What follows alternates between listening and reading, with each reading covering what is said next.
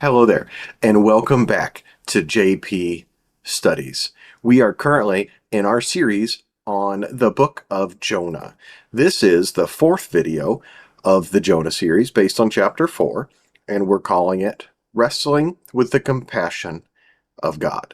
For a quick refresh on how we got here, let's do a quick review of Jonah 1 through 3. Now, in Jonah 1, Jonah receives the call to go to Nineveh from God, and he runs off to Tarshish via a boat. God sent a storm that resulted in Jonah being thrown off the boat, and the pagan sailors who were on the boat repent and worship God. At the end of chapter 1, Jonah is swallowed by a great fish. In chapter 2, Jonah prayed a psalm of thanksgiving while inside the fish, and God ordered the fish to spit him out onto dry land. Now, for chapter 3, we found that Jonah had to finish his trip to Nineveh, and when he finally got there, he was obedient to God and preaches the judgment that was a coming to Nineveh, and the people, including the king, repented with fasting and sackcloth. God saw their humility and spared the city, demonstrating his mercy and his compassion. So we end up at the end of chapter 3 with a very successful Jonah, whose message was very successfully received and had a very large turnaround in the people and in the leadership of Nineveh. So we could expect to see a very happy Jonah. We could expect to see, or I guess the question goes, well, what's Jonah's response in all of this? And we don't have to get very far into chapter 4 to learn the answer to that. So let's take a look at Jonah 4, starting with verse 1. But it displeased Jonah exceedingly, and he was angry. And he prayed to the Lord and said, O Lord, is this not what I said when I was yet in my country? That is why I made haste to flee to Tarshish, for I knew that you are a gracious God and merciful, slow to anger and abounding in steadfast love, and relenting from disaster. Therefore now, O Lord, please take my life from me, for it is better for me to die than live. Now, that is an unusual thing for someone who just had as much success as Jonah had. Jonah is exceedingly upset and angry with God. And then we also get insight into Jonah's inner dialogue. So it says here, is this not what I said when I was yet in my country? We actually didn't get that. We didn't see any of the inner dialogue between Jonah and God. We only saw the outcome of that discussion, saying that he received that request from God, and then he immediately went to drop it again on a boat. So we never saw his motivations in why he did or didn't do what he was supposed to do. So now we get a picture. Jonah didn't want to go. And why didn't he want to go? Because he knew that God was a gracious God, and he didn't want the people of Nineveh to experience that mercy and that grace, because he knew that his God was capable of giving it to them, despite the fact that they were at war with Nineveh. Going back to that initial chapter where we talked about how Israel and Assyria were at war at this time. So we have a very clear picture now of the motivations behind Jonah in chapter 1. And so we now know that Jonah's actions in chapters 1 through 3 are not shaped because he's ignorant. They're not shaped by the fact that he doesn't know much about God. It's the fact that he knew a lot about God and was resisting his character. So going back to even when we talked about um, how almost proud he sounds. I serve the Lord, the creator of the heavens and the earth. And then the sailors are going, then why did you run from him? Like if you truly felt that. So we're going to find that tension all the way through Jonah, especially now in context of chapter 4, where Jonah, his knowledge and his actions reflect out of that knowledge, but there's just some kind of a disconnect between him knowing all of this stuff and him truly understanding God and kind of coming to understand the heart of God. So, and then going back to chapter 2 even, we have this very thankful psalm, right? He's so thankful. He's so happy that God has elected to save him, the prophet chosen by God, of the people chosen by God. He's uh, very almost expectant that this is just par for the course. But in nowhere in that very beautiful prayer did he show any repentance or submission. And then by the time we get to chapter 3, yeah, Jonah's being obedient, uh, but especially now with this context from verse 2, is he like, how obedient really was he? Going back to like that sermon he gave, like how much gusto did he really give that sermon? Did that sermon did his message at any point imply that destruction wasn't coming, or that they ever had any hope for that transformation or anything? Um, a couple more tidbits from this section before we move on. Jonah's actually quoting what we could call a creedal statement that was given by God himself. So if we go all the way back into Exodus, it's 34:6. We have Moses, we have the Ten Commandments, we have this kind of interchange between Moses and God. And um, while the Lord is there, the Lord says about himself, a God merciful and gracious, slow to anger, and abounding in steadfast love and faithfulness.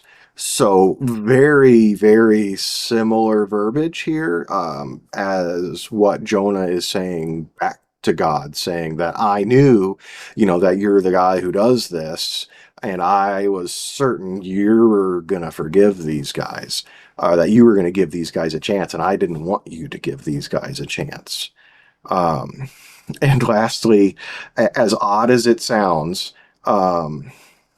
there is a very distinct similarity between Jonah here asking for himself to die and Elijah. So if you go, there's a really fun story in First Kings.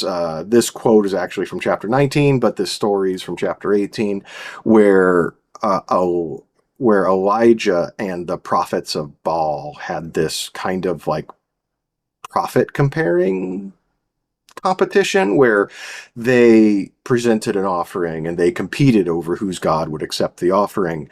And Elijah's God won. And the result of it was all of the prophets of Baal being murdered or executed. And as a result of his success, so once again, he set himself up. He was challenged. God defended him. He did all the things that he was supposed to do. God came through in a miracle. So all the things that you would hope for as a prophet or as a very successful person, being backed by God.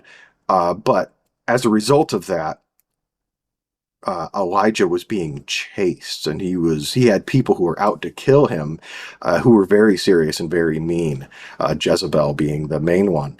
And he wanted nothing to do with it and was so forlorn over having being met with all of this adversity from all of his success that he just sat down next to a tree and told God, it's just better for me to die than to continue, because I don't want to die. I don't want your enemies to be the one to kill me and have that reflect poorly on you. So Elijah was a very upright prophet and was very successful and was very fearful that as a result of all of his success that he was going to meet his end in a very untimely way. And we kind of see Jonah almost kind of pulling and trying to once kind of bring in that self-righteousness that we see from Jonah, where he seems very aware of his own position, but not really aware of how he should really be acting. So he kind of draws in this very similar language to Elijah to present himself as this forlorn prophet who's burdened by all this success. Uh, and I'm not quite sure he's earned that. So that was the end of verse 3. Let's continue on with verse 4. And the Lord said, "Do you be well to be angry?" Jonah went out of the city and sat to the east of the city and made a booth for himself there. He sat under it in the shade till he should see what would become of the city. Now the Lord God appointed a plant and made it come up over Jonah, so that it might be a shade over his head, to save him from his discomfort. So Jonah was exceedingly glad because of the plant. So we get another exceedingly here. So we had an exceedingly angry Jonah in the previous section, and now we have an exceedingly glad Jonah. So he's up and down quite a bit. Now, if you reflect back on the map that we showed, we know Nineveh from where Israel's at is far north and far east. If we continue going a little bit more north and a little bit more east, you'll kind of see that Nineveh butts up into the mountains. So there's a good chance, we're kind of thinking about this. We know Nineveh's a pretty big city, 3 miles in circumference. So Jonah kind of finds himself a hill, finds himself going up, a part of the way up a mountain over to the east to look down at the city and go, I can't wait to see the fireworks. Like, he's waiting now to come up and watch this judgment time frame expire and God to wipe Nineveh off the face of the planet. For whatever reason, kind of seems unusual, but that's our Jonah. So he made himself a little stall. He's up on the side of the mountain. And God, in his mercy, appointed a plant to come up and cover Jonah. I'm assuming better than the little stall he made for himself. So the plant was providing significantly better shade than the little stall that he tried to stand up.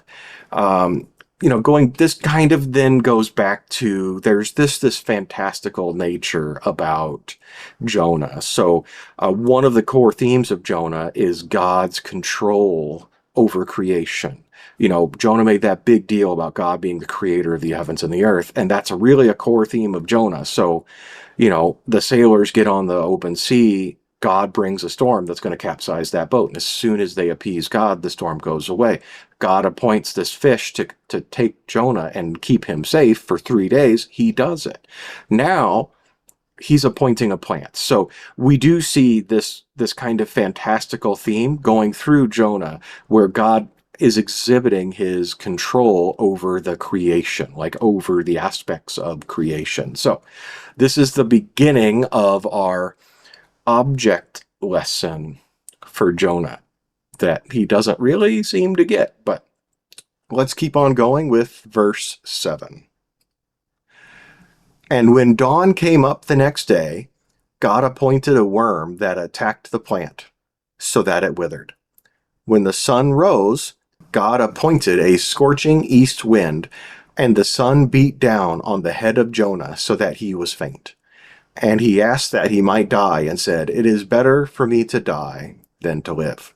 So we're right back to depressed Jonah wanting to die. So going back to our theme, once again, of the fantastical nature of Jonah and God exhibiting a lot of control, and the theme of God's control over nature. The plant that God appointed was then destroyed because a worm that God brought destroyed the plant in 1 day. So a very hungry worm that took out our very nice shade plant. Now, and just so happens to coincide that now we're seeing that scorching east wind. So if you remember back to that map, we have Nineveh, we have the mountains. As that wind goes from the sea over all that desert and then hits that mountain, that's an eastward wind is going to be a hot wind. That's just the nature of that wind. They actually found that in the research and the commentaries. They talked about, just that eastern wind being just a miserable wind as you're inland from the ocean. So we have this terrible wind. We have that sun beating down, it's, think of it, the sun coming up or the sun going down, like just really just hammering him on the side of that mountain. And he now doesn't have any shade. The heat's crazy, the wind is crazy, and Jonah is just absolutely miserable. And he is right back. So once again, he was angry. He was exceedingly angry. He was exceedingly glad about the plant. And now he's right back to his depressive ways of asking to die. Then we get to our last section here, verse 9. But God said to Jonah, "Do you do well to be angry for the plant?" And he said, "Yes, I do well to be angry, angry enough to die." And the Lord said, "You pity the plant for which you did not labor, nor did you make it grow, which came into being in a night and perished in a night. And should I not pity Nineveh, that great city, in which there are more than 120,000 persons who do not know their right hand from their left, and also much cattle?" So God here challenges Jonah's assumptions about what's worth being angry about. And as silly as this is, we go back to this object lesson, right? So it's almost like a lived parable. So instead of Jesus saying, "Oh, there was a farmer," or "Oh, there was, some seed thrown on the ground," this is quite literally something that Jonah went through and lived through. So he's up there not doing what God wanted him to do. At no point did God say, "Go up, hang out on this mountain and wait for me to destroy Nineveh." That's something Jonah did on his own. So Jonah is kind of doing his own thing, and God is still supporting him. He's still chasing him. God still hasn't gotten to the heart of Jonah. So just like God chased Jonah as he got onto the boat to Tarshish, God is continuing to chase Jonah even after he delivered his message to Nineveh. This isn't a, "Oh, you did the thing I asked for you. I don't care anymore. You could just go jump off a mountain." God is still pursuing Jonah, even though we now see Jonah's heart really isn't in the right place. So he is still pursuing Jonah. He's still saying, "Hey, I gave you this plant and then I destroyed the plant. And you really are upset. This plant thing really upset you. Does that make any sense? You want me to destroy 120,000 people and all of their cattle. You want me to just wipe this place off the face of the map, and you're completely happy with that. But you're upset about one plant that you didn't even grow. This isn't a plant that your grandfather planted and you've been taking care of for 100 years. This is literally a plant that wasn't even here 2 days ago. It was here yesterday, and now it's gone. And you're so upset about this plant, yet you don't care at all about 120,000 people's lives." So he's really challenging Jonah's concept of justice, the ideas of racism, favoritism. Who exactly is God the God of? He really leans into that idea of, "You didn't even plant this plant, I did." And that really ties in to the idea that God made all people, and all people are made in the image of God. It doesn't say, we go back to Adam and Eve being made in the image of God. It wasn't Abraham and his descendants are made in the image of God. It was everyone was made in the image of God. We get to Abraham, and that's just a subset of the people who are made in the image of God. And that was something that Jonah had forgotten. So while God is very concerned about people outside of Israel, Jonah wasn't concerned at all. As a matter of fact, Jonah didn't even want them around. It's very similar. If we go back to, this is something I always reflect on too, is we think of God being for the nations being a New Testament thing. That the whole concept of going outside of Israel and that the whole concept of changing the world was something that Jesus instituted at the end of Matthew to say you're going to go to the ends of the earth. But that's really not the case. The promise to Abraham included you're going to be a light to the world. Like you're going to have all these descendants. You're going to be the, you're going to get this, nation's going to come from you, but you're going to be a light to the world that there's going to be a benefit, a net benefit to the world because of your existence. Not just because you're going to look cool in front of everybody else, but like they were supposed to be benefiting the nations. They were supposed to be spreading the news, the good news of God and the promise and all of the things. Like there's intended to be an outward focus, but that was just never there. That just never really hit. And Jonah really highlights, hey, like there's concern for people outside of the covenant people of Israel. And there's this kind of thread that you can find if you look for it. It's in there. We just don't see there's just not a lot of it actually working. There's not a lot of it actually going out there and making a difference until we get to the New Testament and it gets systematized a little bit more in the process of the Great Commission and a couple of other areas where, like the mission of Paul to preach to the Gentiles is authorized, so to speak. So all of that stuff is very prevalent in the New Testament, and it's also found in the Old Testament. This isn't a net new thing from the New Testament. It was 100% there. And going back to kind of looking forward, I find a very strong similarity to Jonah, or I should say, a very strong similarity between Jonah and the elder brother of the prodigal son. So if we think back just real quick to the story of the prodigal son, you have these two sons. One son goes to his father and says, just die already and give me all my inheritance so that I can go and live the way I want without waiting for you to die. And so the father sold everything, sold all the stuff he had to, gave his son half of his inheritance, and he goes to, the ancient Near East equivalent of Vegas and blows it all and ends up, working effectively in the slums. He ends up coming back to his home. That's this kind of the story. And then the father runs out and he puts the robe on him and treats him well, and they have a big festival. That's the kind of story that everybody remembers, but that's not where that story ends. There's another kind of add-on to that story, which is the other brother. So the brother who stayed, we call the one son the prodigal son, the other brother, the other son is the son who stayed. Now, the son who stayed never did anything wrong. He didn't go out. He didn't waste his dad's money. He didn't, tell his dad he might as well be dead. He did he did his chores. He did everything he was supposed to do. And when the prodigal son returns and gets treated really, really well, the other son was upset. He's like, you never do any of this stuff for me. Like, how dare you? Like, this guy did all these terrible things to you. You should hate him. Don't treat him well. Like, why are you giving him anything?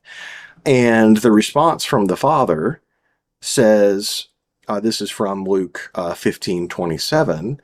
He says, it was fitting to celebrate and be glad, for your brother was dead and is alive. He was lost and is found. And there's so many it's so thematically similar to how Jonah looked at the Ninevites. So he saw Nineveh as that prodigal son, that unforgivable, just how could you possibly don't treat them well. They don't deserve your mercy. They don't deserve your grace. They deserve your wrath. Burn them off the face of the planet. These guys don't deserve you. When in reality, Jonah or the brother or the son who stayed, neither of them understood God. Neither of them understood, or in the son's case, the father. They didn't understand the father's heart. They didn't understand that the father cared deeply about these people, no matter what they had done, no matter what things they had done to him or to people that he cared about. He wanted to give them this opportunity. He wanted to see them come back. And that meant so much more to him than his anger at them. And that's where both Jonah and the son who stayed just don't get it. They're just like, nope, you earned wrath, you get wrath. I get all the good stuff, you get all the bad stuff. So, and then we get to the end of this chapter, and it ends with a question mark. So what do I do? There's 120,000 persons who do not know their right hand from their left, and also much cattle, which is kind of a funny addition. But it just ends on a question. Jonah is the only Bible book to end with a question, so that might be a fun Bible quiz tidbit for you. As of the recording of this video, at least, we are getting ready to observe Easter.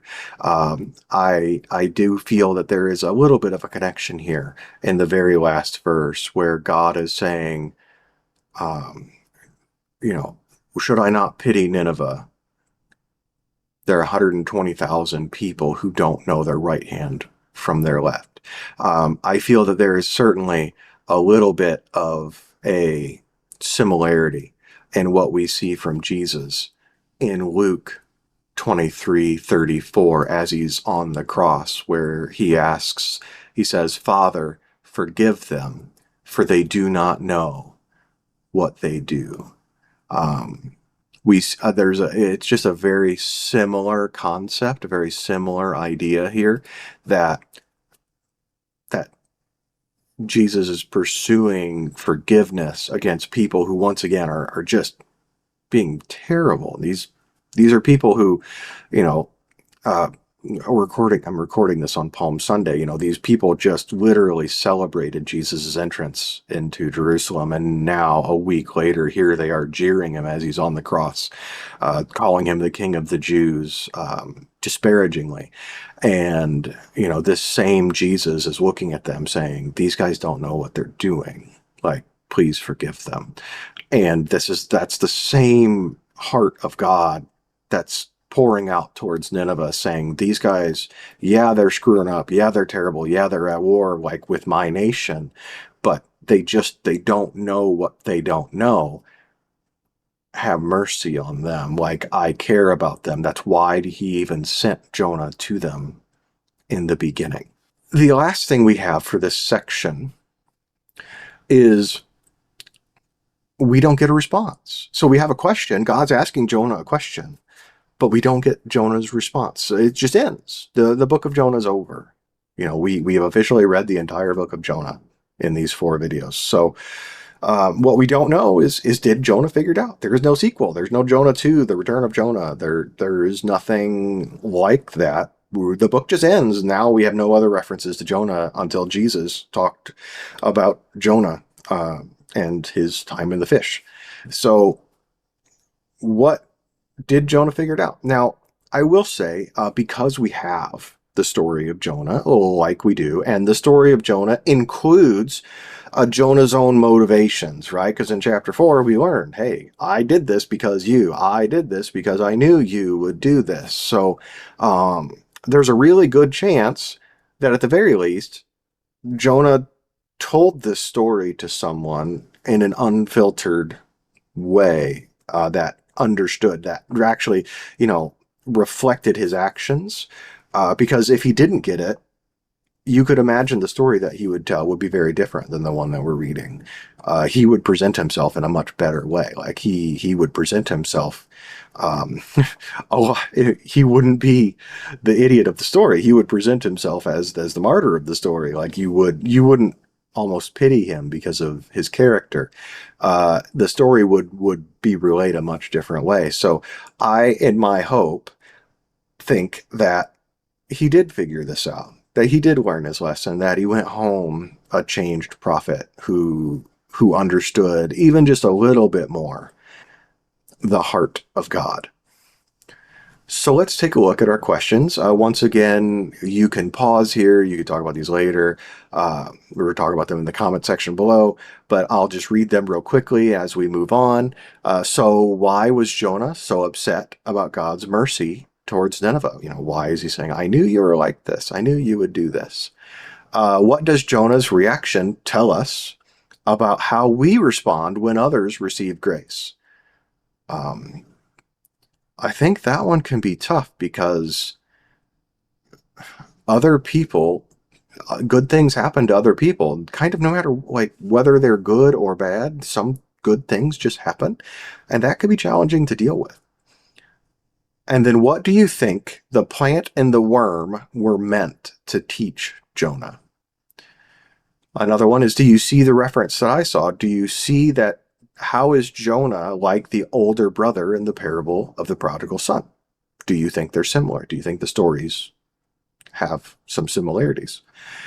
And then lastly, how would you answer God's final question in verse 11, especially in the context that they were at war with them at the time? I think that's a challenging question. All right, so let's take a look at our applications.